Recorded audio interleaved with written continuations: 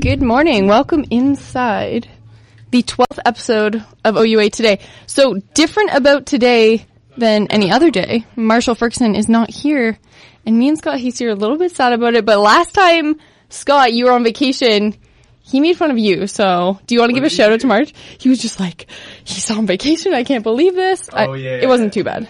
It wasn't. And then the next week when you were still away, he like vouched for you. He just thinks that you're the greatest. So it's good. He's blasting grams from down there. He kind of screwed over the Raptors. He left and they kept losing. So just saying. I don't know. Yeah. So, I am your host today. I'm steering the ship. I'm captain number one. It's difficult being in the seat. I actually have some help with my soundboard right now.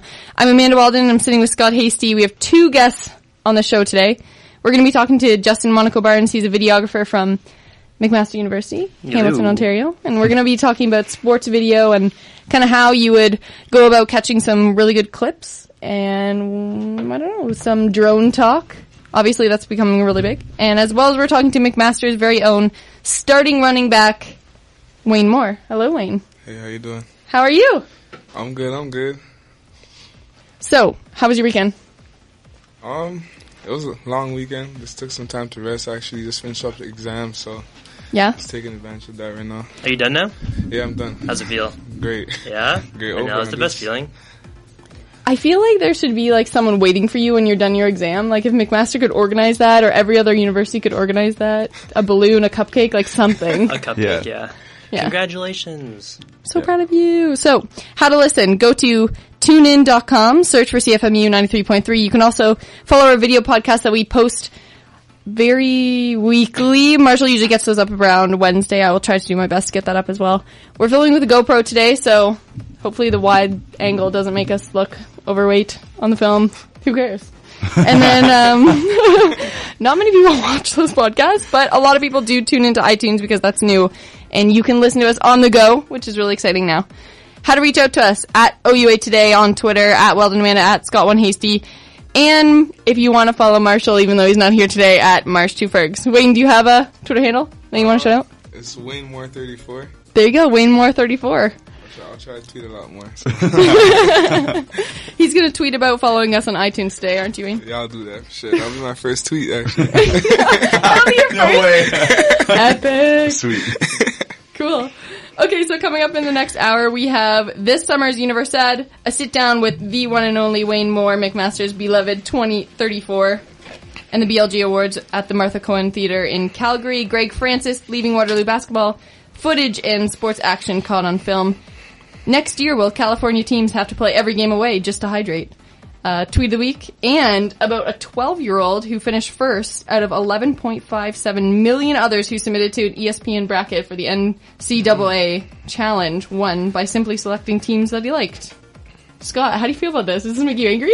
No, like I've been saying this for so long. People are like, "Oh, you gotta help me with my bracket." No, I don't. You just pick it. I don't care. Like you have a better shot than I do. Yeah. If you just pick it arbitrarily. The video of him last night, he was just like, I love 12-year-olds as well because he's on this like morning show. They're all dressed up, like it's such an official show. And they're like, "How are you feeling?" He's like, "Oh man, I just woke up from a nap. Like, really good."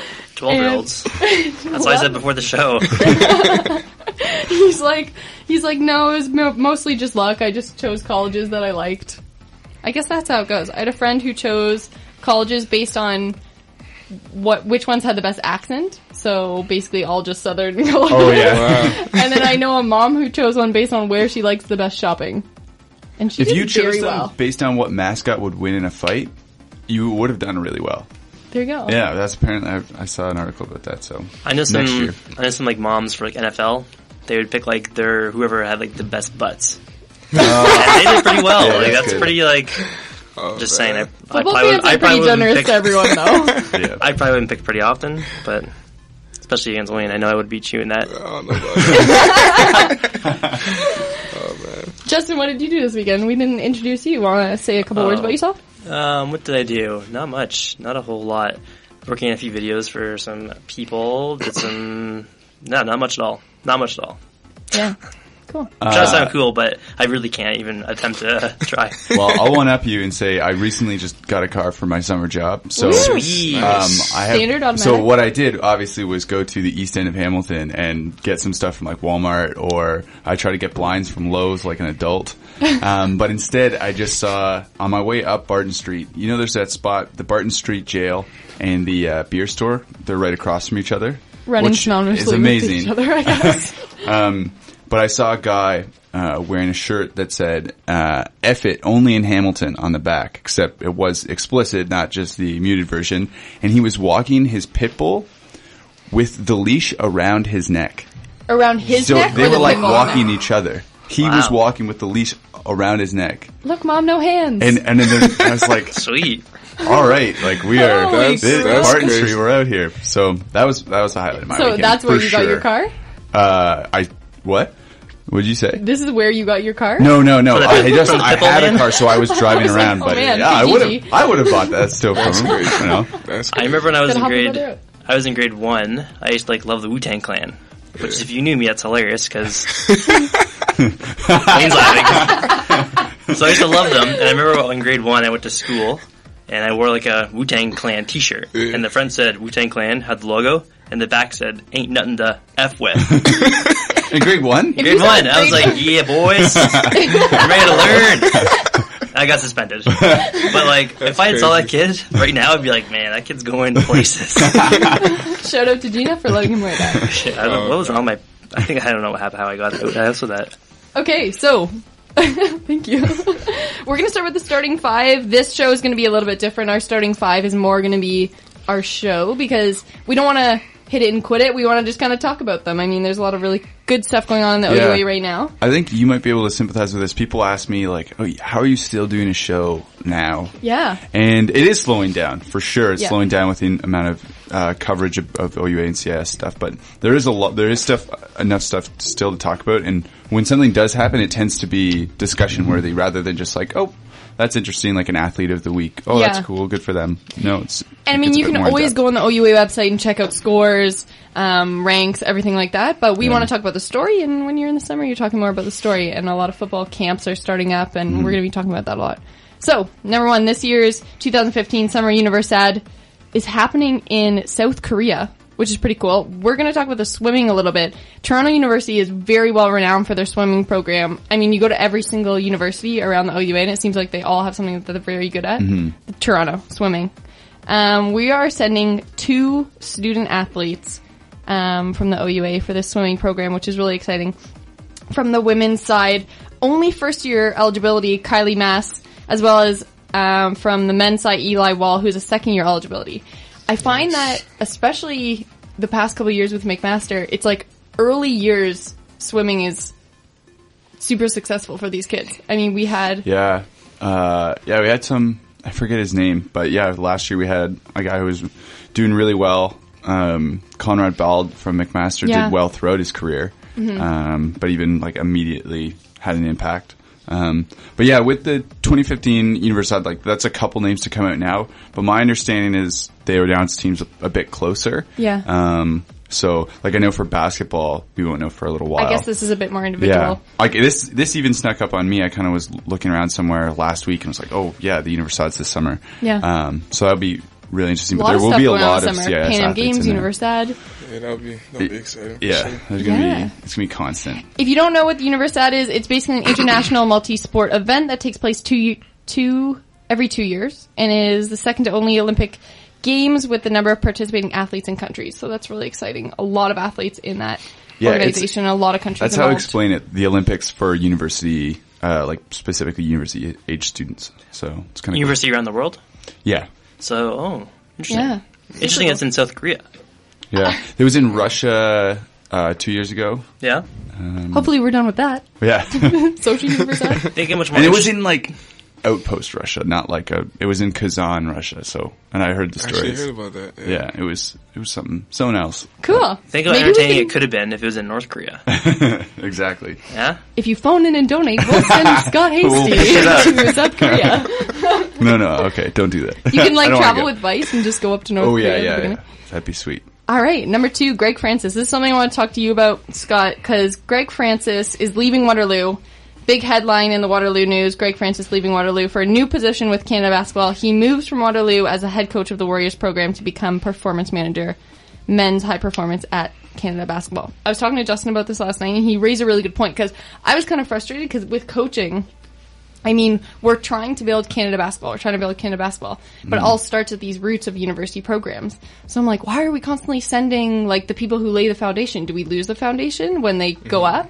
But, I mean, that's the point, right? I mean... Yeah, I think, like, I understand what you're saying. It can be frustrating. But you have to think, like, there's someone who went through these ranks and achieved something that they wanted to.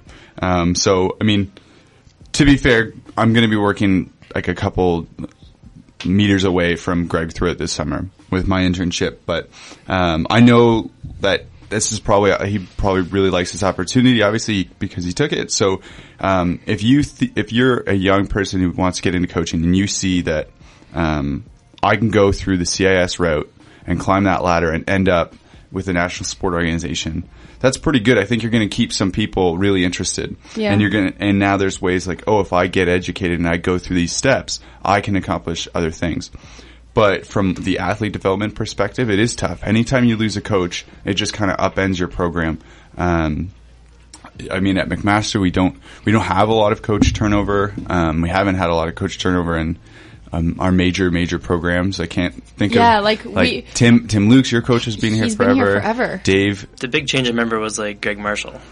Greg Marshall. More recently, Joe Razzo with the basketball coach. And he was like a 20-year coach, so they stay around for a long time. That was big. But so I can't really speak too much to the experience of what happens when a coach leaves. But yeah, it does upend it, and it does kind of change things. But we are keeping a lot of our coaches, right? Roy Rana and James Darwin and Dave Smart, 3 men's basketball coaches. Women's basketball coaches, like Lisa Tomaitis, who works at University of Saskatchewan, runs our senior women's program. So, like they stick around and they're there, and they're definitely a presence in Canadian university sport. Yeah. So I think, it's something to look at for sure and say like, what's the impact of this? And so it provides us with an opportunity to see, does his departure, what effect does it have? Or maybe it makes that job more enticing. Yeah, because he said, like, it's been a great opportunity working for the University of Waterloo, and I would like to thank the department in athletics. Very enjoyable 3 years. Mentioned Francis, I look forward to watching the men's basketball program grow with the dedicated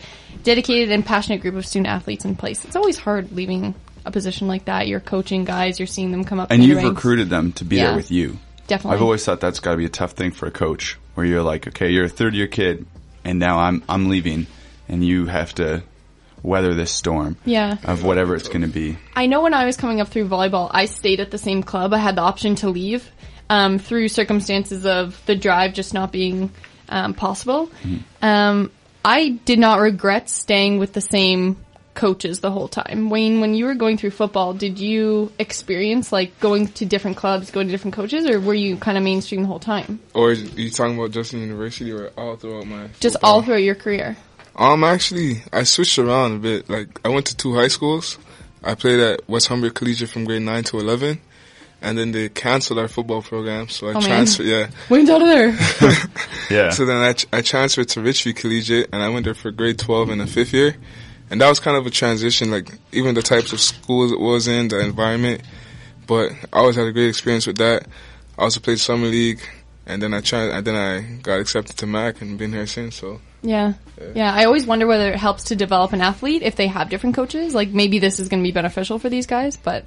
Yeah, especially, for coaches like you, different styles work for different people. Yeah. And if one coach is going to stick to, like, the same style for everyone, then that can be really tough because some athletes won't really gel with it. I guess. So, yeah. But, I think, fortunately, I think leaving your program after 3 or 4 years at the helm is kind of the anomaly. Mm-hmm. Okay. So one of our other stories is, and we'll talk about it later, but Bill Pango's leaving and it's 29 years. That's crazy. Yeah, like that's like the amount of 29 years coaching the York women's basketball team. So we always laughed about this with Tim Lukes at McMaster University, head coach of the women's volleyball team. I mean, if you walked in their closet, like, would their closet just all be, like, Mizuno gear, McMaster gear, York gear? Like, do they own other clothes? That's a good idea. Like, we should do a video looking at, like, the 90s gear that they had, because it would be, like, it'd be super weird stuff. Like a what not to wear version where you pull out every piece of their clothing? Yeah. No, it'd be perfect if you had... Everything we find, Wayne has to wear. I don't know about that one. And then suddenly it becomes cool again. Yeah, I know. Yeah, that's so true. Wayne's so vintage. Yeah, okay, so Coach Stapleton, what am I trying to say here? No, Christine Stapleton, yeah. She is the athletic associate director at Waterloo, and they've been super supportive of Francis leaving. She said, good luck to Coach Francis in his new position at Can Basketball. Thanks for the leadership and the at Waterloo Warriors men's basketball team, # Go Black, Go Gold. So that's really nice to see. At least they support him a lot. Mm-hmm. Cool. Next story. 4 OUA student athletes among the top prospects heading into the 2015 CFL Canadian Draft.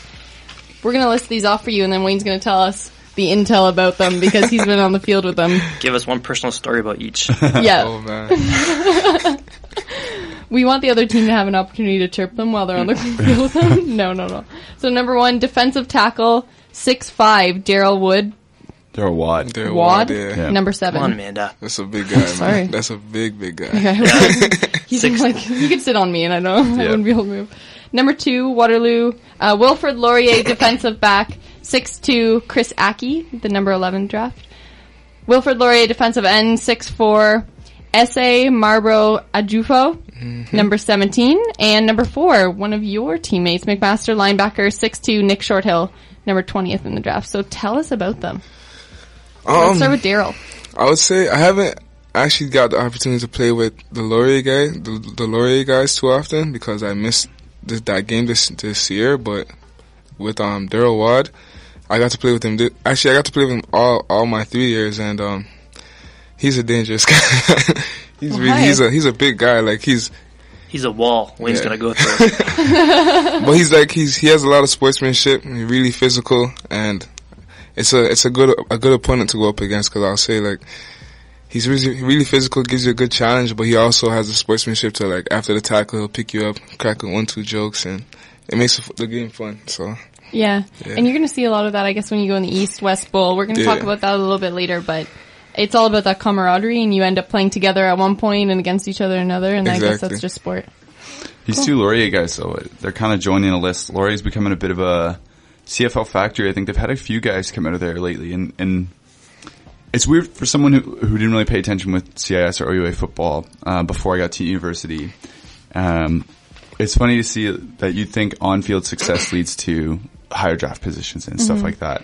And Laurier has not had the success as of late, but they've put out a lot of good talent. So there's pieces there, which kind of says something like they're close to breaking through, maybe make some noise in the upper echelon in the coming years. But I wasn't sure about Laurier football, but I know that 5 years ago they cut both of their volleyball programs as they were progressing, doing better.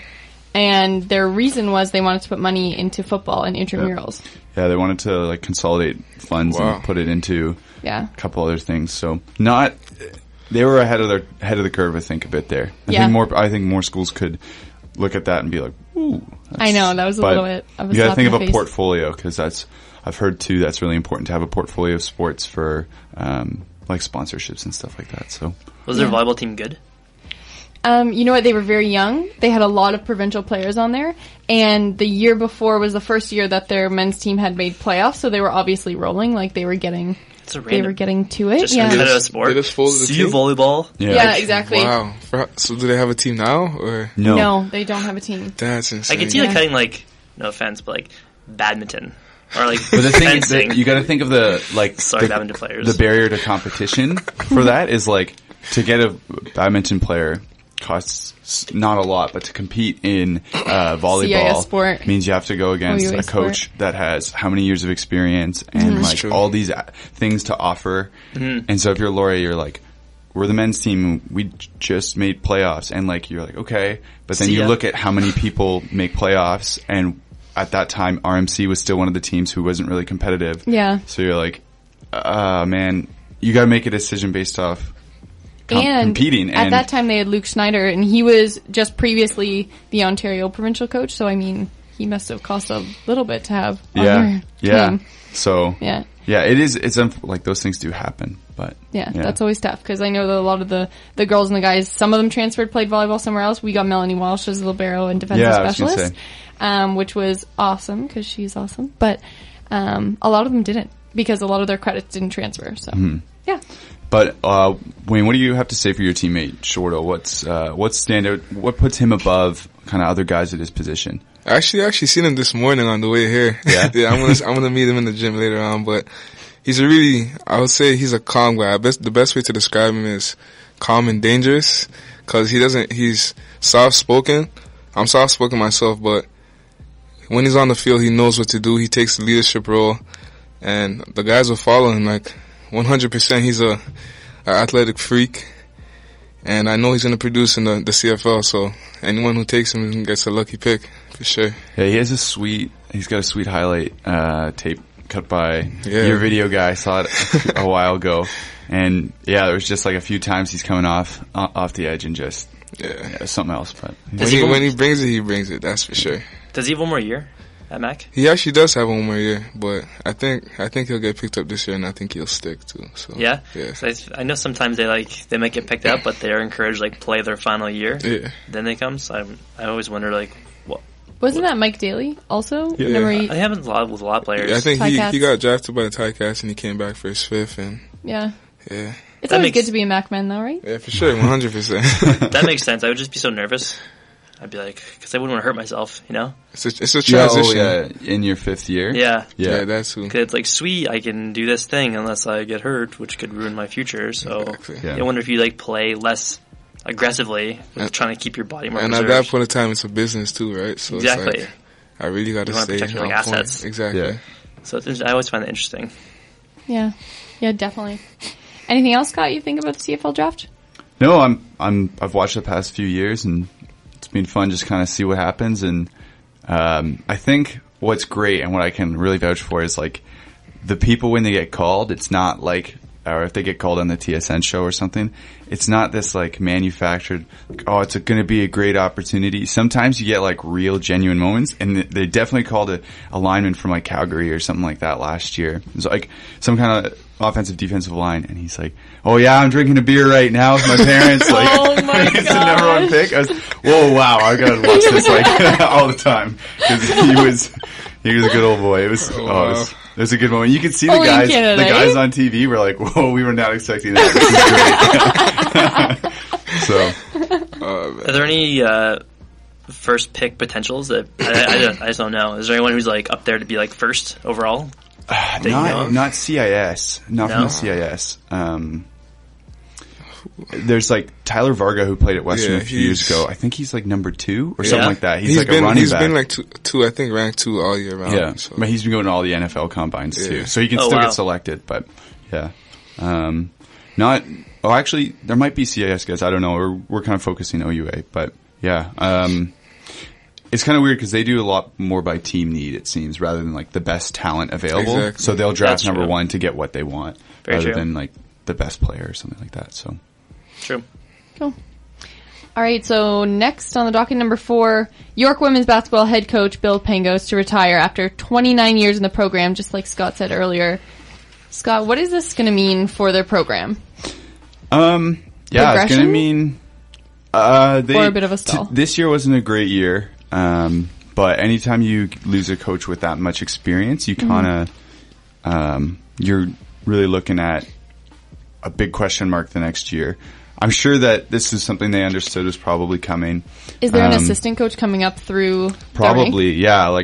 That's the kind of thing usually you don't really hear too much about, but, there's probably someone, you gotta know this is coming. I think anytime someone's 25 to 30 years of service, we'll call it, with the team, you start looking and saying, okay, it's coming soon. And I'm actually kind of surprised that it happened this year, although it may be in his daughter's last year, but with his son Kevin playing his last year at Gonzaga, you think maybe Dad would be interested in going and watching some more games down there. But I saw enough. I think I saw him on some broadcasts and stuff like that. Yeah, his dad. So yeah, but it'll be tough. The OUA is getting like really competitive, even at the bottom. So it'll be tough for that person to come in.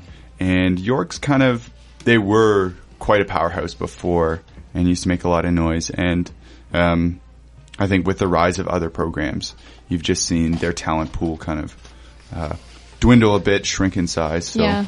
Paraphrasing a quote that I heard once, I remember hearing that once a professional coach is hired is the same day that he gets fired. The end date just isn't decided yet. Yeah, when you sign a contract, in professional sports, less so the CS, but when you sign a contract, you sign up to get fired if you're a coach, pretty much. Definitely. Like, it's going to happen. That's true. Like, I never thought of it like that. Like, when you look at the Raptors, Dwayne Casey, like, if you go anywhere. I feel for him. He just needs to make it one more step. He's going to get fired. He signed an extension last year. Yeah. Like, people are saying, he's going to get fired. But the way those contracts work are like, if you're out of work, you still get paid, but the next time you sign a contract with anyone, usually you don't have to, or like the Raptors wouldn't pay Dwayne Casey anymore. So, right. But that's putting the cart before the horse, I think. I don't know if he'll get fired or whatever. I'm not commenting on that, but that's just kind of going off what you're saying. It's funny how things change in a year. And like, even from his perspective, like Bill's perspective, coaching for 29 years, that's stressful. Yeah. Like, I can't imagine. University age people too. Damn. Oh yeah, dealing with the sass. I know, man. Women's basketball. I don't know. Yeah. So a quote from there: "We are losing a giant in CAS women's basketball with Bill retiring," says Jennifer Myers, York Director of Sports and Recreation. His impact over the last 29 years has been felt for generations. His great legacy can be seen in hundreds of players he has touched. His commitment and development to complete the student athlete was still his model in the CAS programs. I will never be able to thank Bill enough for his passion and commitment to our Lions family. On behalf of our entire Lions Nation, I would like to wish him the very best in the next chapter of his journey. Yeah. It is too bad to lose someone like that just because York is kind of they're a department with, like, if you're trying to think of where their successes are, I'd say men's volleyball. They will qualify for nationals, well, at least this year. On the women's volleyball side, they were in like the Final Four. You know, women's volleyball has been very interesting at York the past couple of years. They had a super interesting thing happen a couple of years ago. They actually played a girl who was ineligible for one game. She was, and they self-reported that, right? She had transferred universities. So you can't do a lot of transfers in Canadian university sport, especially in the OUA. You have to wait a whole year before they can play. She was actually like a week out, and someone didn't check the date right. Oh. And she was graduating. She was in her 5th year, and it was their last home game. So they were like, you know what? Let's put her in. So she played. No. And you know what? This team was the bomb. Like, I remember playing them and being like, wow, Melissa Jimena Paredes, they had Brandy on the other side. Like, they were just killing it. Yeah. And they would have, it was upsetting because with them not going in, RMC got in the Final Four. Oh, wow. Which was kind of like, what? Oh, so York was like the number 1 seed? And they were number 1. And then when they got knocked down, the people who they had played ended up going sense. up. Yeah, which was frustrating for us because at that point, McMaster was 5th, so we were like, we should be in because technically we were top 4. Yeah. But it was frustrating as an OUA perspective because when you have something like that happen to a team that's so good, you're like, no, like they could represent us on a national stage really well. Yeah, for sure. Yeah, but weird thing. So you lose Bill Pangos, and then their men's basketball team, they had an up year this year, but they're still kind of like in the middle of the pack. And then football, the struggles there are well documented. If you Google like York University football, you will get an article from like 2010 that says how much football can Toronto lose, talking about U of T and York University and how not successful they are and when is enough going to be enough. That's 5 years ago that they had this conversation. And if I told you that headline, it would have made sense if it was the start of this year. Yeah. Because the prospects haven't changed. So, it's a department in transition for sure. I remember being in high school and playing football, and people were like, "Oh, I'm going to go to Toronto. That way, I'll play my first year. Like, I'll start my first year." So it's such a weird it's just known that they struggle. Yeah. And like I don't know what the problem is to be like, "Oh, yeah, I'm grade 12, but if I go to Toronto."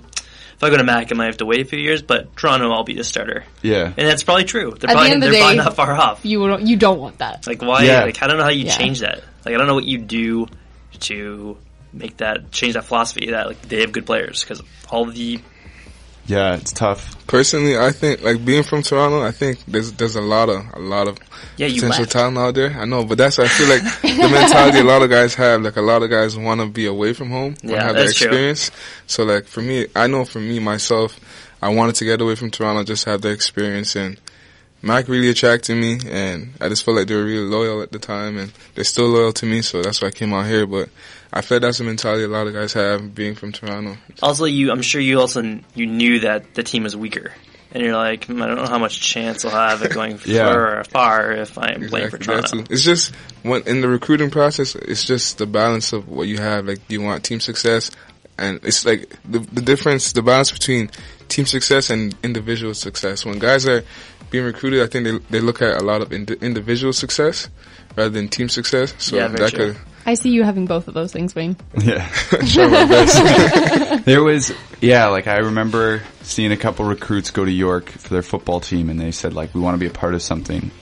They were from out west. I think their coach, we talked about it on the show a couple weeks ago, I think, where York recruited a couple guys from Calgary. So maybe they've seen something where they're going to try and get guys from out of Toronto rather than try and keep homegrown talent at home, because it's kind of tough. You have that they got their own perks. Like, if you come to Toronto, you can have a dinner with Drake. Yeah. Something like, let's throw in something that's like, get Drake sponsored. I could have dinner with Drake. I think Ryerson would be the first ones. Yeah. Ryerson has shirts that say, like, that said, "We are," with a letter R, this 6 in their font. Those were warm-up shirts. Wow. Yeah, so pretty cool. And I was like, if you're a Toronto kid and you see that, you're like, all right, I'm in. It's funny. We were listening to the radio. I don't have the full story, so I don't want anyone to quote me, but something about the Argos possibly moving from the Dome out to Exhibition Center. I mean, I see football very differently in Toronto than I see it in Ottawa, with the Red Blacks being very popular and the Ticats. I mean, Hamilton has like the most diehard fans I've ever seen. You can, have inclement weather, not good. Well, I'm assuming you've been here in the summer. Yeah. The student center here at McMaster gets kind of weird in the summer. It does. And it's sweet. Yeah, but there's so many Tiger Cats fans, and sometimes it's like going around at the athletics center here too. We'll have a lot of the same people always kind of hanging around the watching. Ticats are training here, but they just want to be. They're starting today, I'm pretty sure. Okay. Well, I don't know if they're starting, but I definitely saw some Tiger Cats people setting some stuff up today. But yeah, so you see all these people around. There's kind of like that culture to it, but it lingers. Yeah. But I mean, it's not an so interesting much culture. Yeah. Being from Hamilton, I can say that. So when we're like, you can't say that. It's like, I'm from Hamilton. I'm a part of the culture. It's a interesting, unique fan base. It's amazing. So I mean, I will say that it's amazing. What do you think would happen? Like, do you think this is good? I mean, the stadium's so much smaller, so maybe that'll make it seem like it's a lot more popular. I saw Wayne. But if it's raining, I just don't feel like they're gonna have the same fan base. We're talking now. Argos moving to BMO Field. Wayne, you were shaking your head. I don't. I would say, like, with the tradition of them having the advantage of having an indoor field, like when it rains, you could cover the dome. With the transition of them playing outside, I don't know if the fans would. It's just a transition, right? Have you guys having the luxury of playing inside? Sorry, Wayne. How many of you guys have been to the games at the Sky Dome? I have. I have. Have you? Once. It's been a while, but Okay. It is kind of weird. It's very kind of weird because you're so far away. Even when you're so far away, which is good for the baseball setting. But and you look up, and even if the dome's open, they've got these huge pulled down banners that say like Tim Hortons or like Reebok just or to whatever. Cover seats. But it feels. I've always felt like you're not supposed to be there because it's so empty up top, and you're like, whoa, like. So maybe this and is so good. I've gone to a handful of Blue Jays games where you sit up there and stuff. But so I think if it's smaller, it might have a better atmosphere. But I think from the team perspective, like the on-field product, the possibility, so it'll be windy. If you've ever been to BMO Field and a TFC it's big game, and open. It's open. It's right off the lake, so it's windy. And so that could like kind of influence some games. So the thing with an indoor stadium is you don't have to worry about weather and weather kind of ruining a game for you. And man, there were some games last year. I remember seeing some Tiger Cats games, especially one in like Edmonton or Calgary, and you could barely watch the game on TV because it was raining so hard. Yeah, and it's hard to take no one was throwing the ball in the rain in a poncho. Yeah, you know what I mean. Exactly. That's all the girls want. It can be kind of sweet though too, like but that mud bowl kind of like get down and dirty. If you want to build like a culture of people going to these games and having a great time, it wasn't going to happen in the Sky Dome. I wonder if that would build the like soccer environment as well. Yeah, I'm worried. People find their way to the field. But watching a soccer game with the lines painted on, I don't know how that's going to work. Oh yeah, that's going to be weird, unseemly for Toronto FC. When's the FC season? I know little about soccer. March. I think it's middle of March till October. So it's November. So they right run with the CFL. Yeah. CFL starts later. Well, we digress. Sorry for that complete sidetrack, but we were talking football. So, BLG Awards, also the 23rd University BLG Awards, nominees for the 2015 BLG Awards presented to the CIS Female and Male Athlete of the Year will be announced Wednesday, April 22nd. So, all nominees are out now. And you can currently vote. I have voted. We have 2 OUA athletes in this right now. Names you have heard before: Ross Proudfoot, cross country from Guelph, amazing athlete, as well as Carissa Williams, basketball of Windsor, also an amazing athlete. You've definitely heard that name on this OUA Today show before. Yeah. You can watch their highlight tapes on the OUA website. Go check that out. Vote for them. If you want to spread the word on Twitter, which we will be, you can use the hashtag BLG Proudfoot, hashtag BLG Williams. What are you thinking? I actually think Williams can take this one, Scott. It's pretty hard to not give it to someone who led a team for 5-5. Yeah. And a year after Crazy. the year after that, like the 2 program studs left and they didn't really skip a beat. She's a Williams sister, that's for sure. Yeah. So if you I think if you're looking at that, you can make a case for other athletes, but then but it comes down to 5 championships in 5 years, and she was at the helm of this one when everyone kind of asked, what's Windsor going to be this year? For a huge sport. Yeah, like nationally televised game, she won, and so that'll be tough. So I think Carissa, she's got a good chance. Go check out her highlight tape. Seriously, you're going to be like, I suck at basketball after you watch her. Yeah. I watched her a lot last summer. She's so calm. Mm-hmm. Yeah. And the other person's a cross-country runner? Yeah. It's funny thinking of like cross-country highlight reel. Yeah. It's like I think like football, but it's like slow-mo, like stepping on a twig. like trudging through the rain. Just like try and make it like as epic Someone's got to do it. Yeah. Someone's got to do it. And then you're kind of like, okay, I can understand that like him being good at this will mean he is ahead of the other people in his race. Like it's kind of clear. So a little background unfortunately for Ross, I think he's kind of behind the 8 ball because his highlight pack might not sell and cross country might not sell as much. But from what I know, he's got a bright future. There's a football guy from Calgary who's killing it right now. He's up in there. Oh yeah. I don't have his name for you. With the right editing, it could be a sweet highlight reel. Yeah. Just need the right background music. Like right effects. Some explosions. Explosions. So a little background on him so that you get a good cap. In the winter, the Human Kinetics Master student was named male MVP of the CIS Indoor Track and Field Championships after he dominated his 2 events of the 1,500 and 3,000 meter races. Tell me those are on different days, Scott. Please. Yeah, I think they're on different days. Because McMaster didn't have too many. We only had one guy go to nationals. I didn't follow it too much, but you didn't follow cross country, Scott? I'm sorry. I used to run cross country, so I appreciate it. Yeah, it's tough, man. I've done it once. So it's tough. What did you run? Just 15. I think it was 1,500. I remember being young, coming out of the gates, just roaring, and at the end, I don't think I've ever been slower. It's all strategy. That's strategy, too. Yeah. It's strategy for sure. I told Amanda the story about that quickly now. I was on a track team in grade 12, and I was in the 4x400, which isn't too hard of a race, 400. It can be tricky if you've never done it before. And my last second, one of my teammates pulled his hamstring or something, so we were down a man. And I had a friend who was doing shot put. He was about my size, so he was only doing shot put to get the super equivalent athlete to get shot put the track credit. Okay. So he would just throw it and be like, I'm done. I got my credit. So I'm like, his name was Noah, and I was like, Noah, we need you to run in this race I'm doing in 2 minutes. And he's like, okay, sure. So right before not be my answer. Right before it took some convincing. You'll understand why. It was like. So he was like, right before the race, like 15 seconds, right? I'm like, okay, no, you make sure you pace yourself. It's like, don't run too quick at the beginning. Just maybe at the end, pull it out. Yeah. And then he was like, what do you mean? I don't understand. I was like, well, you don't want to like just die right in the beginning. You want to kind of pace yourself, and then you're at the end, bring it home.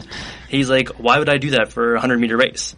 And I was like, right before they went off, I just yelled, it's a 400! And then he just went.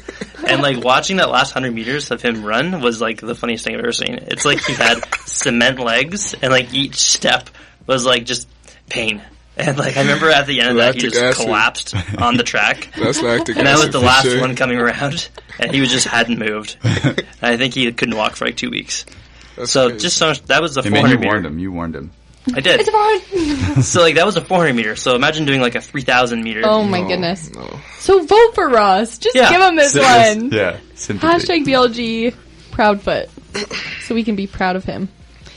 Okay. Wayne, we're going to put you on the spotlight right now. Yikes. Because Wayne's pretty cool. Wayne. So, this is straight from the McMaster website. Wayne Moore brings the same effort and determination that he has seen him excel on the football field and in every other facet of life. That perseverance makes him a natural role model. And last week, Moore had the opportunity to be just that. When you hear things like that, are you, like, how do you feel? It's humbling. Yeah. It's really humbling. I was something about laying in my bed and just, I was saying to, I forgot his name, Dr. Robinson? Yeah, Dr. Robinson the other day. No, not Doc. It was a reporter, Ken Peters. Okay. When he was interviewing me the other day. When he was interviewing me the other day, I was saying, like, it's humbling because, like, if I was supposed to look, like, being in high school, if I was supposed to think about it at one point in time and say, like, oh, I'm here at McMaster University. Number 34. Like, you have signs for yourself up in the stadium. I would have never thought that, for sure. Never thought. So it's really humbling. Like, it's a blessing being here at Mac every day and just having the experience, for sure. So, what were the main points that you really wanted to hit when you're talking about the kids? Because if you don't know, this running back from Hamilton, Ontario, he went out and talked to Hamilton City Kids organization. There were about 100 kids there, all at-risk youth. And you're talking to them about your journey and your story. What were your main things that you wanted to talk to them about? I told them I was just trying to preach perseverance and breaking through adversity, because that's something that's like my life story pretty much. Like, this persevering against all sorts of obstacles. I kind of told them about my past, because just to get on a personal note, like, I grew up in a rough neighborhood in Toronto, and looked up to a lot of guys. I never really hung out with too much guys my age, but I hung out with a lot of older guys, and I seen some of them have like crazy athletic ability. Yeah. And that's what kind of drew me towards their direction. But I seen some of them pass away, some of them gone to jail, and they never really got opportunity to exploit their athletic ability. Or I know some of them even had scholarships, and they lost it to going to jail and stuff like that. So just with me, I'm fortunate that their athletic ability rubbed off on me, and I got the opportunity to come to university and to showcase it. Just from you talking right there, I mean, Dr. Robinson described the children and mentors as being mesmerized after hearing all your inspirational words. And, you know, I guess that's just a point of being real. Like, just saying your story, just being real, being honest. Exactly. For me, I would say, like, even going there, I was crazy nervous. Like, public speaking isn't really my forte, but I was really nervous, and I had my notes in my phone, and I kept trying to read it and trying to memorize it, but I'm like, it just hit me at one point.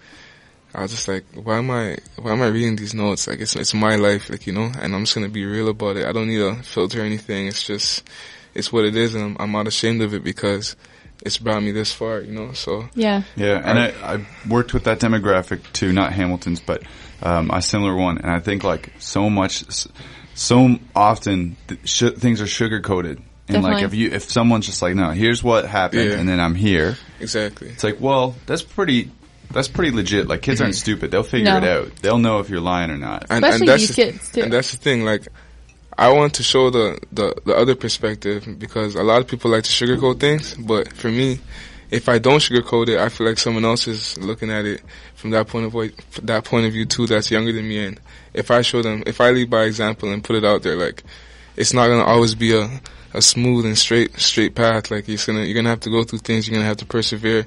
And when you do break through, hopefully that's my plan. I want to break through. I'm gonna keep going against the grain.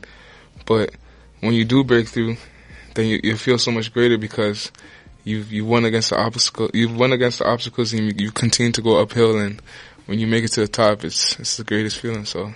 Nothing's ever handed to you, right? No, 100%. It's always so tricky when you see people like in the final stages, like you see people in the NFL or in like university. You think like they've always been there. Nah. So it's always nice to kind of hear like the journey story. Even like actors or any musicians who are like famous, you're always like, oh, I can never get there because like they're famous and I'm not. But like they all started out at some point. They were all once you in the same position. So it's nice to always show that message that I started off just like everyone else here. Like I'm no different. If I can do it, literally anyone can. Exactly. Not saying you're not athletic, but just saying like I can be way more. The opportunity is there. I mean, you're right there. Thanks, Scott. So it's cool. That's a cool way to do it, and it just shows everyone that like, hey, I did it. You do it. Like it's not impossible. Yeah, definitely. So you have the opportunity to suit up in the East-West Bowl. Is this your first time? I wasn't able to. Yeah. This is your first time you're playing for Team West? Yeah, because I think it works like it's your third year, so it's only third-year guys that get selected to play in it. Oh, so, okay. It's just, that's a blessing. That's truly a blessing. Because like when I got selected for that, the first thing I did was call my mom. Oh, that's awesome. I called my mom. I told my mom, my sister. I was telling them like, yeah, I got selected for it. And did they scream? My mom's always, it's funny how she reacts because I'll tell her and she wouldn't like go crazy, but I know she's just like, I know you did. That's amazing. It's so true. She's like, because you are the best. But like right away, she just tells me to continue doing what I'm doing and keep working hard because I came out here for a reason. So I'm just trying to perfect that and execute that. So when you're going to talk to kids and they're saying you're so inspirational, all these things, what do you do? What inspires you? For me, what inspires me? Just working hard. Like, I feel like I get like a thrill and the urge by going against the grain because, as I said before, like, even just being in university, I was like, whoa, like, I'm actually here because in my past, I've never actually been that strong academically. And even getting to MAC, like, what I had to go through, I'll just run through it quick. In my 5th year at Richview, during the exam period, before that, in the recruiting process, I came here to talk to Claire Aristotle, and then she told me I never had the grades that I need to have to MAC's a hard school to get into. Exactly. So, I had to go back and talk to some of my teachers and work a lot harder, bumping my grades. And I think that's one of the hardest times I've ever worked in school in my life. And then People forget that student athlete part. Exactly. Student comes and before they the think athlete. that, I know most people think that if you just are a kid, go in here and the school says, we want you. Yeah. They don't, like, it isn't, all right.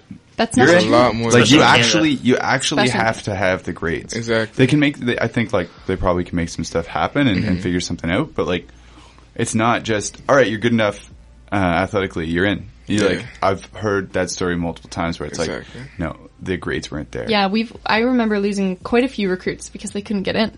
Yeah. But then you look at some people that we have now that are actually incredible. So we have Nick Shorthill. He's in science and he's an academic All-Canadian. Exactly. That's awesome. Mm-hmm. Yeah, those people blow my mind. Yeah. Absolutely. Yeah. Like, I know people who, like, are in engineering and they're also on the football team. Like, how does that even make sense? It's crazy, man. Like, where do you sleep? I assume those people have, like, a cocoon they regenerate in at night instead of a bed. Just go to bed. Crazy. Yeah, those people are insane. Well, that's awesome, though. But I feel like it's a very Canadian thing. How, like, you have to be a student to get in. You can't just be like, oh, you're really good? Well, you can take pottery. Or you can learn Swahili. Like, those kind of things. It's like you're coming to university to, like, learn a legit It's funny because you're not pulling that out of nowhere. Like, that's actually from... Yeah, there's, like, pottery courses, and I know my friend went to Texas, there was, like, a golf course. Not a golf course, but, like, a golf program. I'm sure it's golf course, and golf courses. But, like, there's, like, pottery and Swahili and all these, like, things that kind of cater to their athletes to give them their GPA. Whereas when you come to most schools in Canada, it's often... You have to take real courses. They're not saying they're not real, but you have to take Englishes or maths or sciences, and... academic seems in Canada to come first, which isn't necessarily a bad thing. It's good to have the balance. So what program are you in right now? I'm in sociology, actually. I switched from art history to sociology because I actually paint and draw and all that stuff. But I came into university thinking it'll be kind of, the art history aspect would be fun, but it's a lot more reading and history and all that. Yeah. That's what I'm really interested in. I'm more interested in the hands-on stuff, so I switched into sociology, and I think that's the best transition I made for sure. Yeah. Did you, growing up, have like a particular athlete that you idolized, whether basketball, football, cross country, hockey, cross country? Who does I really like? I actually played like a lot of sports. Yeah. But like early in the early stage of my life, I did track and field. I always looked up to Donovan Bailey. Oh, really? Yeah. That's cool. But like once I started playing football in grade 9, and once I got to grade 9, I was just thinking about Adrian Peterson all the time. Yeah. Adrian Peterson. Is he still your favorite player right now? He's up there for sure. I haven't actually got to see him play. He hasn't been playing for a while, but that's true. For sure, I like Frank Gore, like Marshawn Lynch for sure. He's a freak. You kind of remind me of Lynch. Yeah. You even have Lynch kind of vibe. I was just about to ask you, so who in the NFL do people compare you to? Because I just wanted you to say it. A lot of people do that. Like they'll see me and say beast mode and stuff like that. But you must think that's and then sweet. do you just tell them cool. you're there so you don't get fined? No, nothing like that. It's cool though. That's just my attitude. I don't really talk too much, but yeah, it's just the vibe I bring, I guess. Cool. Yeah. So in the East-West Bowl, you get to play against players like we were talking before that you play against in the OUA. Yeah. I mean, you are on a team with Will Finch, Western University, as well as James Francis, Laurier University. These are both quarterbacks. What is that like? Have you ever played with or against like these? Well, you've obviously played against them, but have you ever played with like other quarterbacks like that? It's kind of weird. Haven't. I was actually thinking about that the other day. I'm like, hey, it's gonna be a little different because. Are you excited, or are you kind of like, oh, I don't really I'm excited to meet them, like, just to see their attitude, is because you always hear about them from the different aspect, like the football aspect, but we're going to have a downtime when we get to chit-chat and just chill together and build a friendship, so I'm looking forward to that for sure, because it's an opportunity to meet guys from all over the country, and that pretty much have the same goal as you.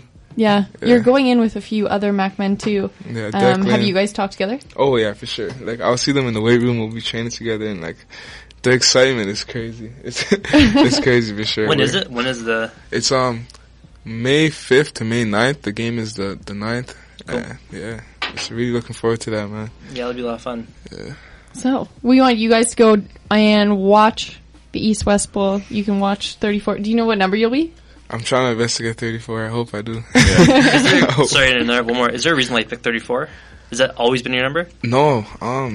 My number switched around a bit, but I've always at Richfield I had number 45 because someone I really looked up to had that number when I was younger. Yeah. They passed away, so I took pride into wearing that number, but I didn't want to get caught up into that too much, so I said, like, when I get to university, I want to start my own legacy. Yeah. And I was given a number 34, and it just kind of clicked. Like, people say, when I thought about it one day, my sister was messing around. She's like, "Oh, Wayne Moore, 34." So I'm like, "Oh yeah, I like it. I kind of like it.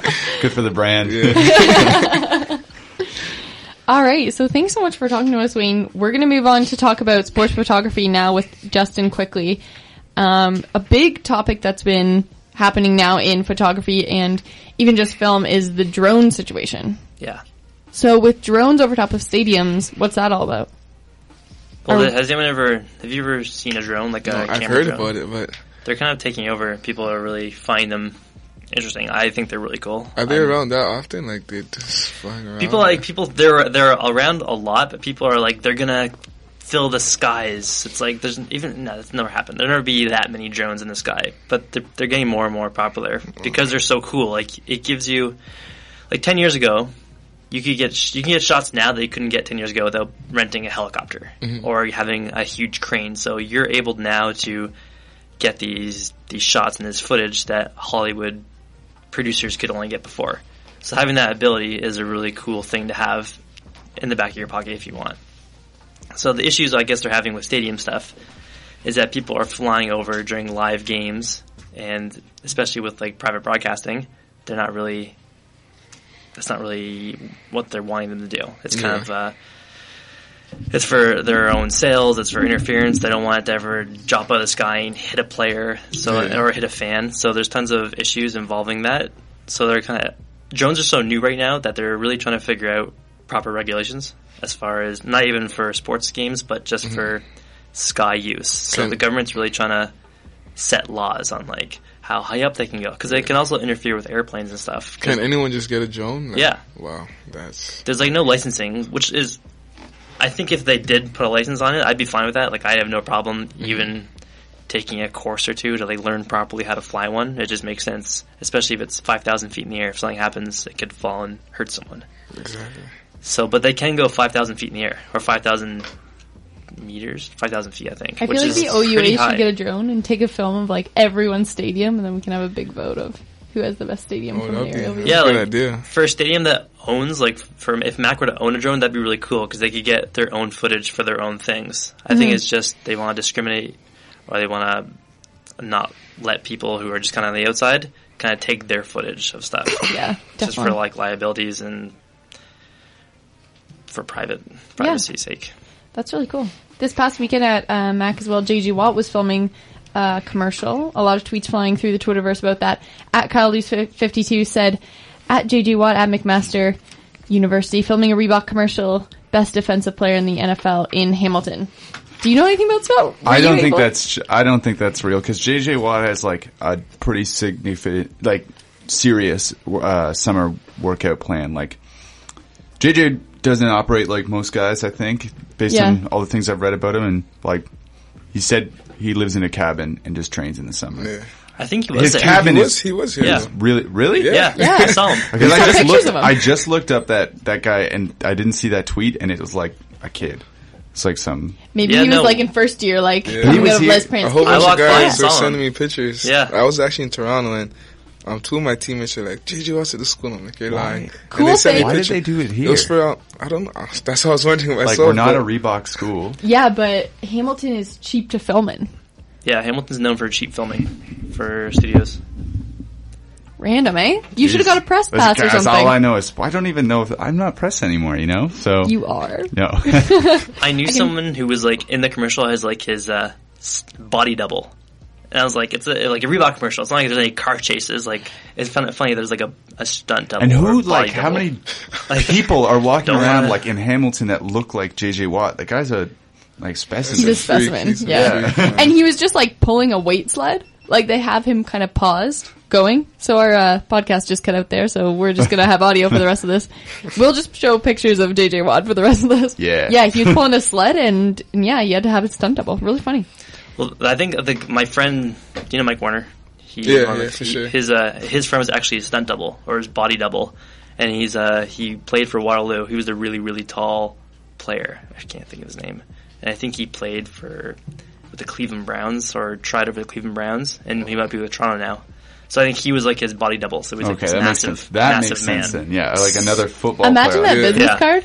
Yeah. NFL player, body stunt double, Mel Gibson's butt. That's the resume? Yeah. I thought it was strange that a stunt double for like a Reebok commercial. Yeah. You know what I mean? Imagine JJ Watt having to come up here though, like gets off the plane at like Hamilton Airport or something, and he's like looking for something to do. Yeah. I know.